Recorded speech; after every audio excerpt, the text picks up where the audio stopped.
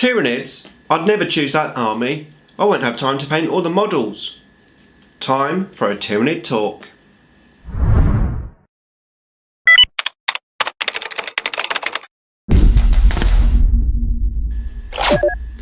Nick speaking, and welcome to this video. Right time for a Tyranid talk video, the first one in this new series of videos. It's going to be just a chilled and relaxed chat about certain topics regarding Tyranids. And the first one that I want to talk about is the subject of painting a horde army like Tyranids. So I have my cup of coffee, let's have a quick sip and have a little chat. So it's quite a common comment that I see around, not just Tyranids, of course. This will apply to other armies like Orcs, for example, but obviously we're talking about Tyranids in this video, and that is that people say they don't choose Tyranids because there's just too many models to paint, and that can be true. Of course, there are a lot of models to paint, depending on the type of army that you take. Now obviously if you were taking what we call a Nidzilla army, where basically you just max out on as many monstrous creatures as you can, maybe just take some Ripper Swarms as your troops, and then the rest of the army is big monstrous creatures. Now, I mean, at one point that was actually a pretty competitive army. It isn't now.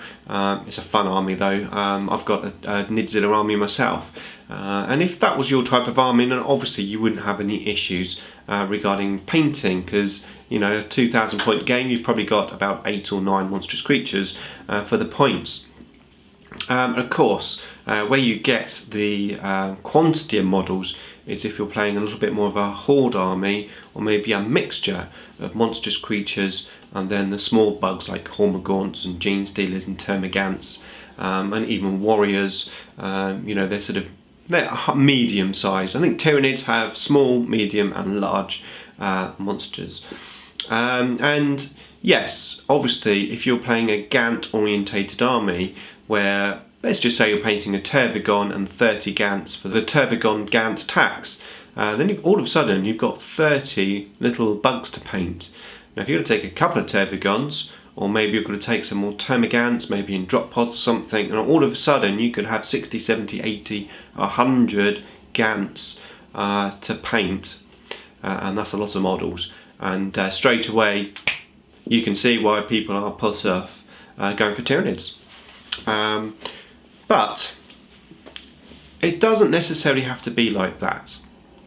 It all depends upon your situation. So if you're buying an army specifically to paint to your highest standard that you can, and you've got 100 gaunts to paint, that's going to be pretty painstaking.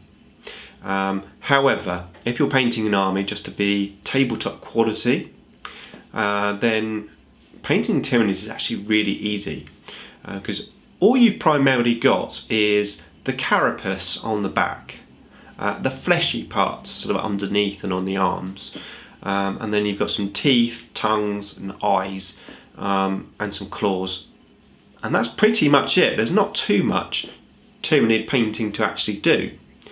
Now, depending on the paint scheme that you've got, and this is where I think painting Tyranids or any old horde army is very much key.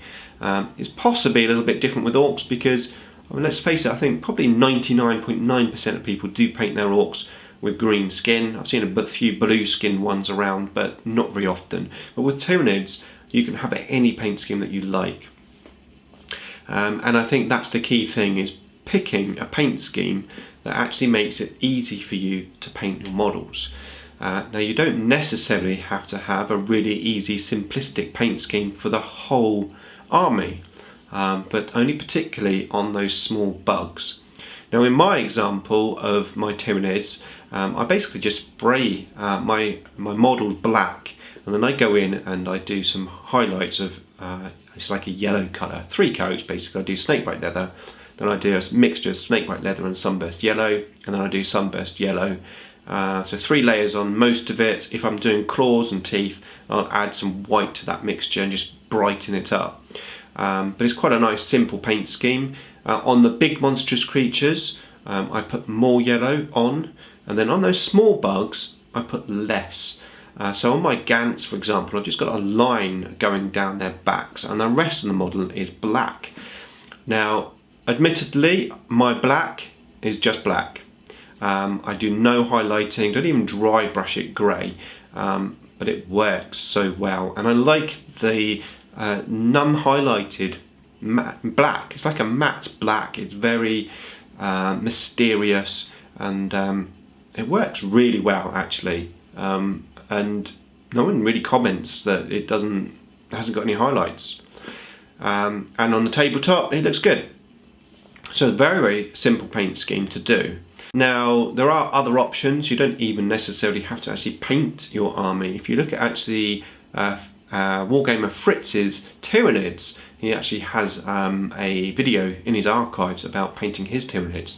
And all he did was spray the whole army white, and then he painted them with washes. So he used like a purple wash on the carapace, I think he used a brown wash on the flesh, then he used a yellow wash on the tongue, and it looks really effective. And again, you can very, very quickly and very, very easily get your army tabletop ready if that is the type of painting that you want to go for. So like I said right at the beginning, it very much does depend on what you want from the army. Now, if you've only played Tyranids, it's your only army, maybe you don't plan on having any other armies, and you're quite happy to put the time in, you don't want to rush to play the game, maybe you'll buy your models, paint one model at a time, start off with a 500 point army, play that and gradually build up. If you want to go full blown, right, I'm going to buy 2,000 points and I'm going to paint the thing, then painting to your highest standard is obviously going to make it tougher to paint those Tyranids, because arguably you are going to have a lot of models. But I think to outright say I'd never buy a Horde army because of the painting, I think you've got to think twice about that really. And I know this is a Tyranid talk, but again with Orcs, I mean, that's pretty simple really to paint Orcs. Okay, they've got a bit more detail. You've got things like leather trousers, and then you've got the metal of the guns, etc. But it doesn't mean that you can't simplify that down. I mean, look at my Dark Eldar, for example. All I did was I sprayed it black, and then I dry brushed it with orange, did an orange wash, then I did a few orange highlights, and then I did a bone colour for the weapon. So I've got a nice saturation of different colours, but there's a lot of detail on those Dark Eldar. All the bits and pieces on the belts, the belt clips and stuff, that's not painted. It was painted, but it's just that dry brush with the wash on. But on the tabletop quality, it looks really awesome, even if I do say so myself. I went for that simple paint scheme because I was on a mission to paint the whole army, all 2,000 points, in a month, and I managed to achieve that. Now, arguably, I can get that army out at some point in the future, and I can go back in and I can paint those extra details if I want to. And that's another thing as well about building up your paint scheme. First and foremost, to get it onto the table. So go for that simplistic 3 colour option, a wash. Don't necessarily even have to highlight, just get it on the table to play, and then you can gradually go back and add highlights if you want to, if your aim is to get it onto the table. If your aim isn't to get it onto the table, I seriously suggest you finish the unit totally, varnish it before you go on to another one, because let's face it, most of us won't go back to a unit when it's pretty much tabletop ready, because you'll be playing with it, you'll have something else to paint, something that doesn't have any paint on, and it's unlikely that you will go back to that unit and finish painting it.